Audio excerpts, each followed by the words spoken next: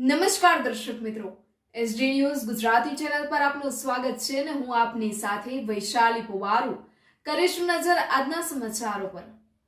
તલોદ તાલુકાના હરસોલ ખાતે આવેલી કોલ્ડ્રિંકની આડમાં ગાંજાનું વેચાણ કરતા એક ઇસમને તલોદ પોલીસે બાતમીના આધારે ઝડપી લઈ ગુનો નોંધી વધુ તપાસ હાથ ધરી હોવાનું જાણવા મળેલ છે। આ અંગે મળતી માહિતી મુજબ તલોદ તાલુકાના હરસોલનો મુસ્તફા મિયા ઉમેદ મિયા પરમાર બસ સ્ટેશન પર સનરાઈઝ કોલ્ડ્રિંક નામની કેબિન ધરાવતો હતો।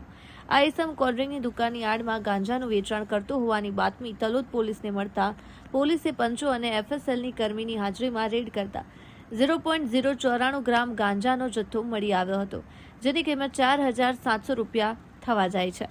આ અંગે તલોદ પોલીસ સબ ઇન્સ્પેક્ટર રાયજાદાની ફરિયાદના આધારે આરોપી મુસ્તફા મિયા ઉમેદ મિયા પરમાર ઉંમર વર્ષ 79 રહે હરસોલ તાલુકો તાલુદ સામે નાર્કોટિક્સ એક્ટ મુજબ ગુનો નોંધી આરોપીની અટકાયત કરી જેલ હવાલે કરી પીએસઆઈ SM વસોયાએ વધુ તપાસ હાથ ધરી હોવાનું જાણવા મળેલ છે। Press reporter Paresh Sharma, Talod, Sabarkantha, SD news Gujarati.